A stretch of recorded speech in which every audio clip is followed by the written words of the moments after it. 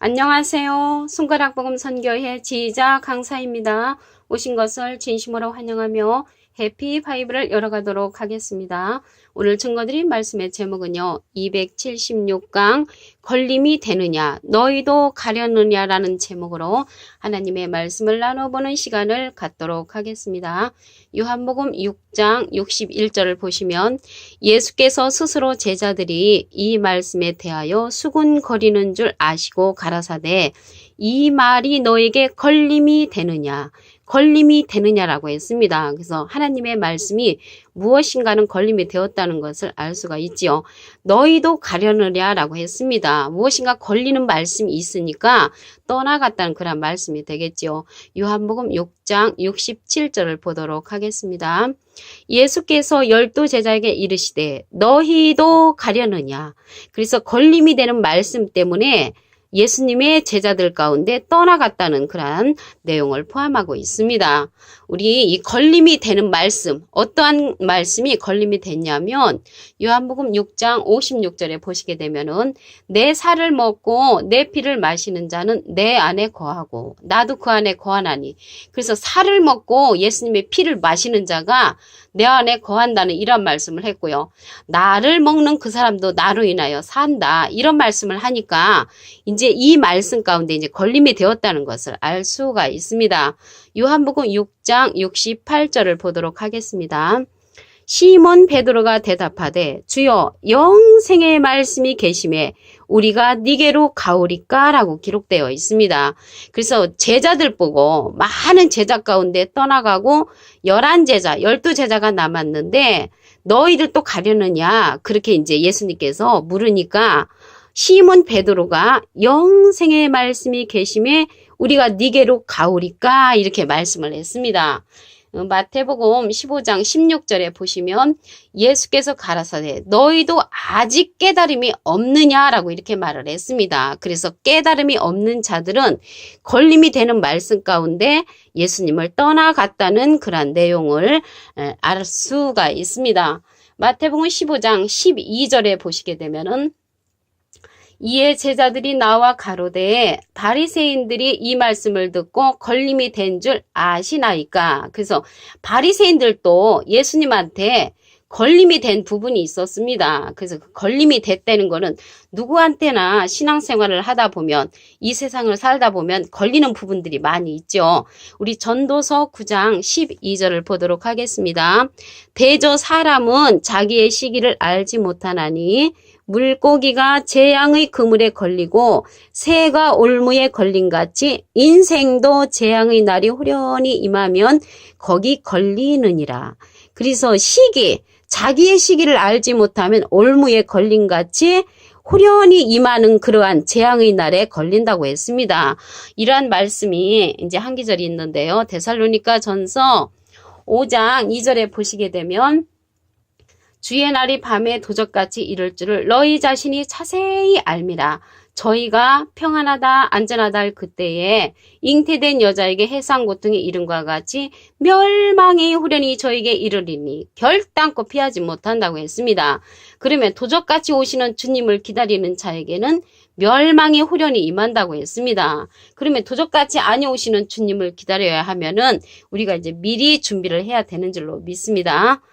여기에서 보면 오늘 걸림이 되느냐 했거든요. 그래서 걸림이 되는 그런 말씀을 보도록 하겠습니다.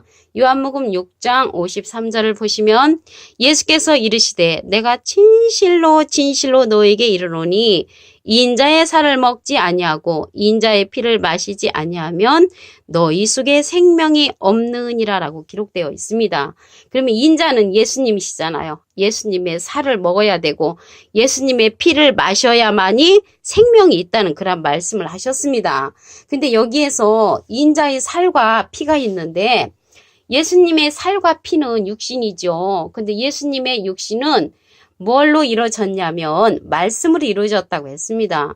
요한복음 1장 14절을 보시면 말씀이 육신이 되어 우리 가운데 거하심에 우리가 그 영광을 보니 아버지의 독생자의 영광이요 은혜와 진리가 충만하더라.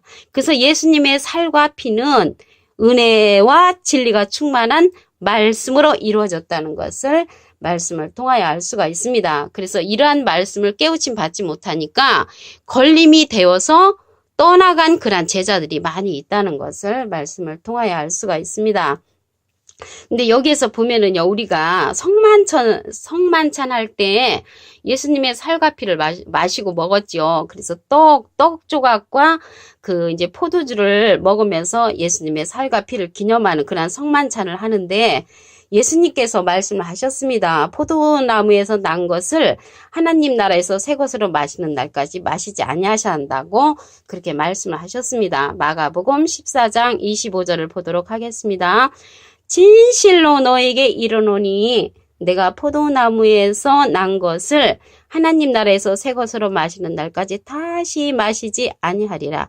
그래서 이제 그 성만찬하는 그 포도주하고 그러한 떡은 이제 우리가 이제 기념적으로 하지만은 실질적인 예수님의 살과 피는 말씀이 육신이 됐다고 하셨기 때문에 은혜와 진리가 충만한 말씀으로 우리가 덧입어야지 떡 조각과 포도주 한 잔 먹는 거로는 예수님께서 원하시는 그런 말씀이 아닙니다.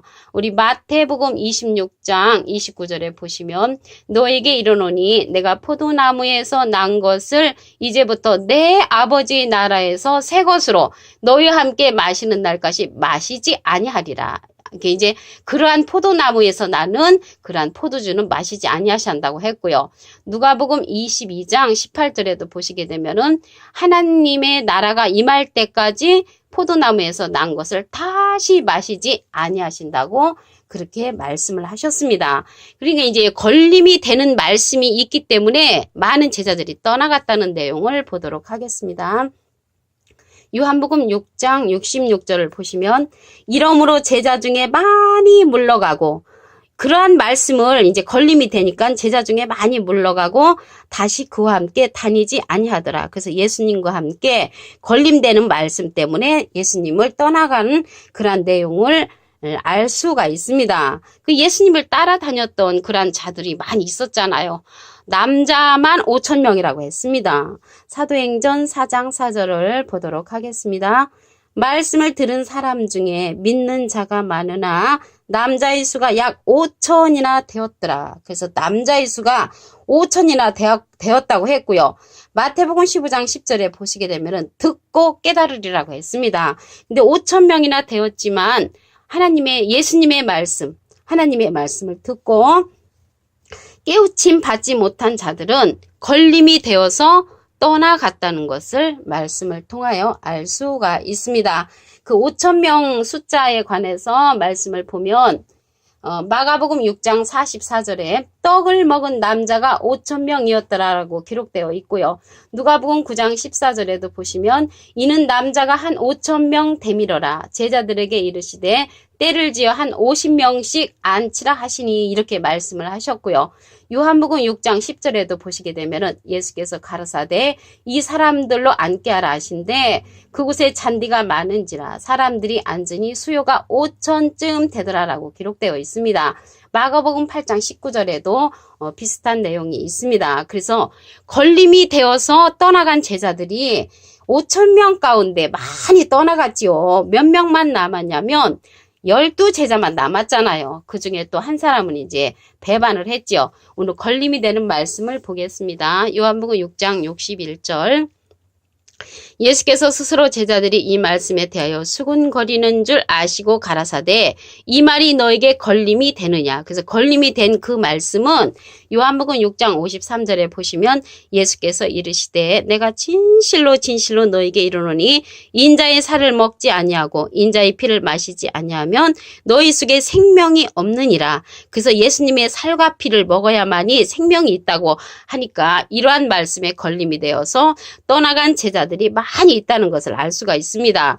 그리고 예수님께서 기사와 이적을 일으키고 병고침을 일으킬 때는 수천 명씩 따라다녔지만 그것도 이제 남자의 숫자만, 예수님께서 생명의 말씀을 증거할 때는 많은 사람들이 떠나갔습니다. 여기에서 보면은 인자의 살과 인자의 피를 마셔야 되는데 이러한 말씀을 문자적으로만 해석을 하기 때문에 걸림이 되어서 많은 제자들이 떠나갔다는 것을 말씀을 통하여 알 수가 있습니다. 너희도 가려느냐라는 내용을 보겠습니다. 요한복음 6장 67절을 보시면 예수께서 12 제자에게 이르시되 너희도 가려느냐. 그래서 걸림이 되어서 떠나간 그러한 제자들이 많이 있다는 것을 알 수가 있습니다. 그리고 이제 12 제자에게 말씀을 하셨죠. 요한복음 6장 68절을 보시면 시몬 베드로가 대답하되 주여 영생의 말씀이 계심에 우리가 네게로 가오리까. 그래서 영생의 말씀으로 깨우침을 받은 자들은 남아 있는데 그 숫자가 이제 아주 적다는 것을 알 수가 있습니다. 전도서 9장 12절을 보도록 하겠습니다.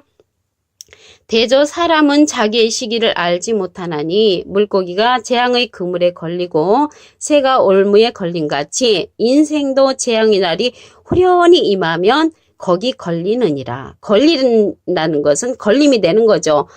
이러한 비슷한 내용을 보겠습니다. 데살로니가전서 5장 2절에 보시게 되면은 주의 날이 밤에 도적같이 이를 줄을 너희 자신이 자세히 알미라. 저희가 평안하다 안전하다 할 그때에 잉태된 여자에게 해상 고통이 이름과 같이 멸망의 후련이 저에게 이르리니 결단코 피하지 못한다고 했습니다. 그래서 주의 날을 도적같이 오신다고 믿는 자들에게는 멸망의 후련이 온다는 것을 말씀을 통하여 알 수가 있습니다. 오늘요 걸림이 되고 떠나간 그러한 제자들이 있었죠. 요한복음 6장 53절에 보시면 예수께서 이르시되 내가 진실로 진실로 너에게 이르노니 인자의 살을 먹지 아니하고 인자의 피를 마시지 아니하면 너희 속에 생명이 없느니라. 그래서 생명이 있으려면 인자의 살과 인자의 피를 먹고 마셔야 된다는 것입니다. 그래서 살과 피는 육신으로 이루어졌지요. 예수님의 육신을 보도록 하겠습니다. 요한복음 1장 14절에 보시면 말씀이 육신이 되어 우리 가운데 거하심에 우리가 그 영광을 보니 아버지의 독생자의 영광이요 은혜와 진리가 충만하더라. 그래서 은혜와 진리가 충만한 예수님의 말씀은 예수님의 살과 예수님의 피라는 것을 말씀을 통하여 알 수가 있습니다. 마가복음 14장 25절을 보겠습니다. 진실로 너에게 이르노니 내가 포도나무에서 난 것을 하나님 나라에서 새 것으로 마시는 날까지 다시 마시지 아니하리라.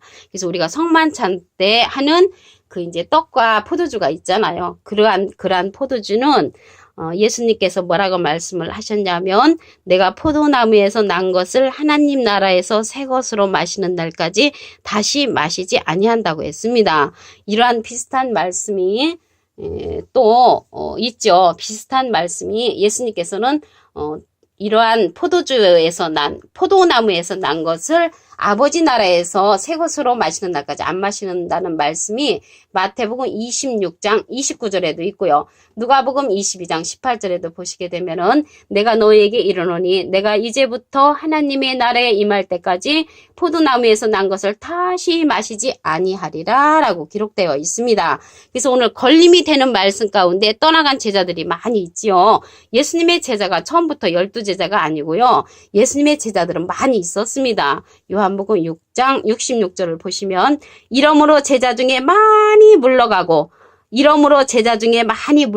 다시 그와 함께 다니지 아니하더라. 그래서 예수님을 떠나서 예수님과 함께 다니지 않는 제자들이 많이 물러갔다는 내용이 요한복음 6장 66절에 있습니다. 기사와 이적을 행하고 예수님을 따라다녔던 그러한 남자만 5,000명이었던 그러한 제자들이 다 물러간 이유는 영생의 말씀을 깨우침 받지 못했기 때문에 떠나갔습니다. 그래서 걸림이 되는 말씀 가운데 생명이 있지요. 그래서 생명의 말씀을 따르는 자는 예수님의 제자들처럼 적은 무리라는 것을 알 수가 있습니다. 그래서 많은 사람이 연단을 받아 스스로 정결케 하며 희게 할 것이나 악한 사람을 악을 해가리니 악한 자는 아무도 깨닫지 못한다고 했습니다. 오늘요 276강 걸림이 되느냐 너희도 가려느냐라는 제목으로 하나님의 말씀을 나눠보는 시간을 가졌습니다. 감사합니다.